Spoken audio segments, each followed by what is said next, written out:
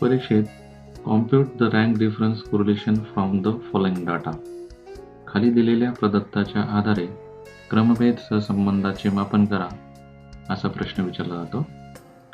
या ठिकाणी 10 विद्यार्थ्यांना हिंदी आणि इंग्रजी विषयात मिळालेले गुण दिलेले आहेत.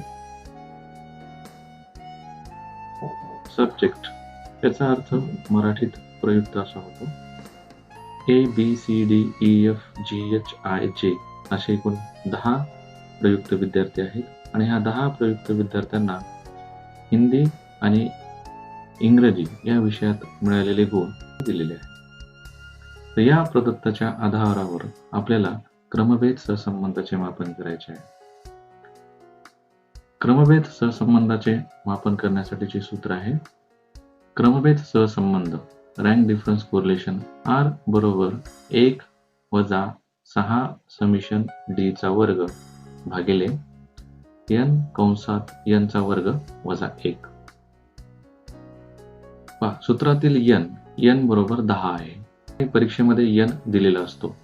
n बरोबर 10 आणि जर दिलेला नसेल तर एकूण प्रयुक्तांची संख्या जेवढी असेल तेवढा तुमचा n असतो. प्रयुक्त संख्या 10 आहे म्हणून n बरोबर 10. n स्क्वेअर 10 चा वर्ग 100. मग आपल्याला आता काढायचे आहे फक्त समेशन D चा वर्ग. समेशन D चा वर्ग काढण्यासाठी आपल्याला एक पुढे कॉलम करायचा आहे. त्याला नाव द्यायचं आहे R1. आपण रँक डिफरन्स कोरिलेशन क्रमभेद सहसंबंध पाहतोय तरी आपल्याला रँकिंग द्यायची आहे. रँकिंग याचा अर्थ जसं आपल्या वर्गामध्ये सगळ्यात जास्त मार्क मिळवणारा विद्यार्थी हा पहिला असतो, त्याच्यापेक्षा कमी मार्क मिळवणारा विद्यार्थी दुसरा, त्याच्यापेक्षा कमी तिसरा, या पद्धतीनं आपण रँकिंग देतो. त्याच पद्धतीनं इथं आपल्याला रँकिंग द्यायची आहे. तर पहिला जो कॉलम आहे R1 हा कॉलम पूर्णतः हिंदी या कॉलमशी संबंधित असेल. म्हणजे हिंदी विषयात ज्या विद्यार्थ्याला सर्वात जास्त गुण मिळालेले आहेत त्याला आपल्याला 1 नंबरची रँकिंग द्यायची आहे. त्यापेक्षा कमी असणाऱ्या विद्यार्थ्याला 2 नंबरची, त्यापेक्षा कमी असणाऱ्याला 3, या पद्धतीनं आपल्याला रँकिंग द्यायची आहे. हिंदी विषयात सर्वात जास्त मार्क घेणारा विद्यार्थी आहे ज्याला 70 मार्क पडले आहेत, त्याला 1 नंबर द्यायचा. त्यानंतर 70 पेक्षा कमी मार्क असणारा दुसरा विद्यार्थी आहे 64 मार्क असणारा A, त्याला 2 नंबर द्यायचा. त्यानंतर 64 पेक्षा कमी मार्क असणारा 53 D नावाचा विद्यार्थी, त्याला 3 नंबर द्यायचा. 53 पेक्षा कमी मार्क घेणारे विद्यार्थी 2 आहेत. एक C ज्याला 52 मार्क आहेत आणि दुसरा H याला पण 52 मार्क आहेत. तर अशा वेळेस ते जे क्रमांकावर येत आहे, या ठिकाणी आपण 1, 2, 3 हे क्रमांक असाइन केलेले आहेत, रँक दिलेले आहेत. आता पुढची रँकिंग येणार आहे 4 आणि 5. तर हे ज्या क्रमांकावर येतात, ज्या रँकवर येत आहेत, त्या रँकची बेरीज करायची 4 अधिक 5 भागिले ते किती जण आहेत, 2 जण, भागिले 2. 4 प्लस 5 9, 9 भागिले 2 4.5. ही झाली या दोघांची रँकिंग. मग C लाही 4.5 आणि H लाही 4.5 या पद्धतीनं रँकिंग असाइन करायची. यापुढे येणारी नेक्स्ट जी रँकिंग असेल ती असेल 6. कारण आपण या ठिकाणी 1, 2, 3, 4 आणि 5 हे नंबर असाइन केलेले आहेत. हे समान गुण या विद्यार्थ्यांनी घेतलेले असल्यामुळे आपण या दोघांनाही 4.5 आणि 4.5 अशी रँकिंग दिलेली आहे. तर 52 पेक्षा कमी गुण असणारा विद्यार्थी आहे F, त्याला 40 मार्क आहे. त्याची नेक्स्ट रँकिंग येईल 6. 1, 2, 3, 4, 5 आणि 6. 40 पेक्षा लहान किंवा 40 पेक्षा कमी गुण घेणारे विद्यार्थी. आता 40 पेक्षा कमी गुण घेणारा विद्यार्थी B आहे, ज्याला 37 मार्क आहेत. पण 37 हे मार्क 3 विद्यार्थ्यांना पडलेले आहेत. एक बी, दुसरा ई आणि तिसरा जी. तर यावेळेस देखील ते ज्या क्रमांकावर येत आहेत, ते क्रमांकावर येत आहेत 7, 8 आणि 9. म्हणजे त्यांची नेक्स्ट रँकिंग 7, 8 आणि 9 येणार आहे. ते किती जण आहेत? 3 जण आहेत, बी, ई आणि जी. म्हणून भागिले 3.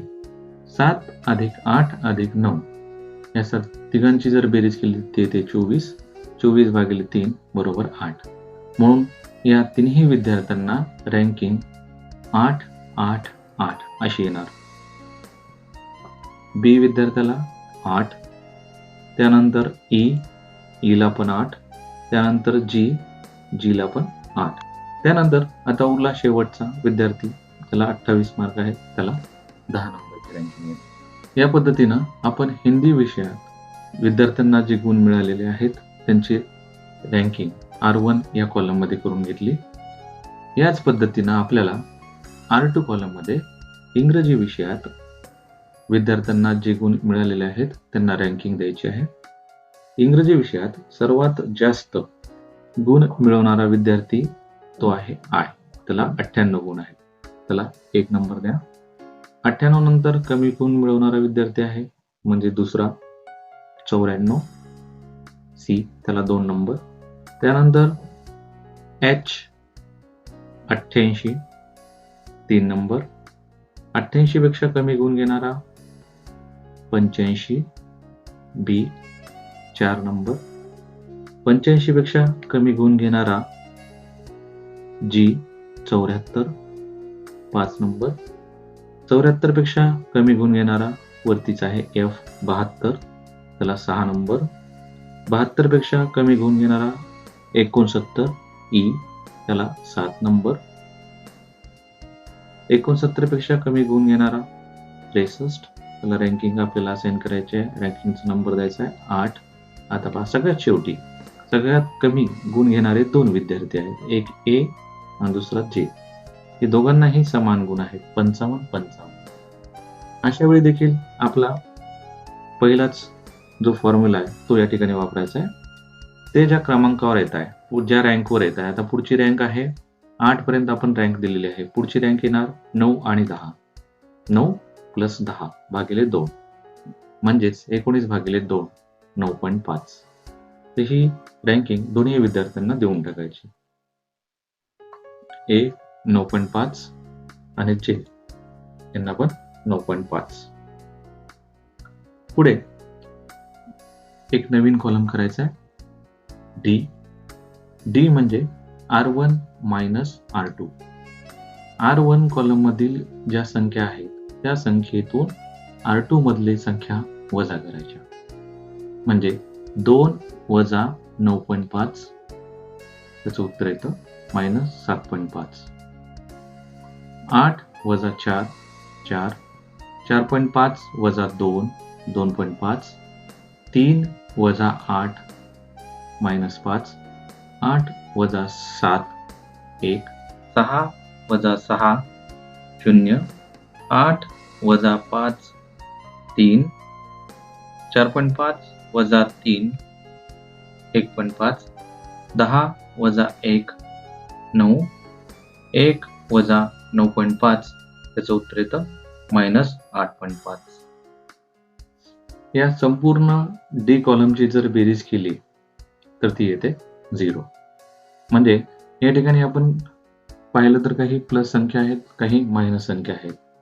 प्लस प्लसची बेरीज करा ती येते 21 आणि मायनस मायनसची बेरीज करा ती देखील येते 21. आणि हे दोन्ही जर समान आले तर आपलं उत्तर येतं 0. जर हे उत्तर जर 0 आलं तर आपण आपली रँकिंग जी दोन्ही कॉलम मध्ये असाइन केलेली आहे ती बरोबर आहे असे समजायचे. आणि जर याचं उत्तर 0 येत नसेल तर आपली रँकिंग कुठेतरी चुकली हे आपण लक्षात घ्यायचं आहे. तर पहा, आपली रँकिंग बरोबर आहे की नाही हे तपासण्याचा आहे हा एक ठोकताळ आहे, तो लक्षात ठेवा. त्यानंतर पुढे आपल्याला शेवटचा कॉलम करायचा आहे डी चा वर्ग. म्हणजे डी कॉलम मधील प्रत्येक संख्येचा वर्ग.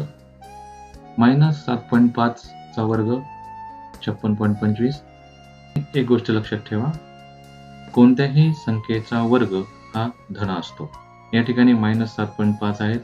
-7.5 चा वर्ग प्लस 56.25 येणार. 4 चा वर्ग 16, 2.5 चा वर्ग 6.25, -5 चा वर्ग 25, 1 चा वर्ग 1, 0 चा वर्ग 0, 3 चा वर्ग 9, 1.5 चा वर्ग 2.25, 9 चा वर्ग 81, -8.5 चा वर्ग 72.25.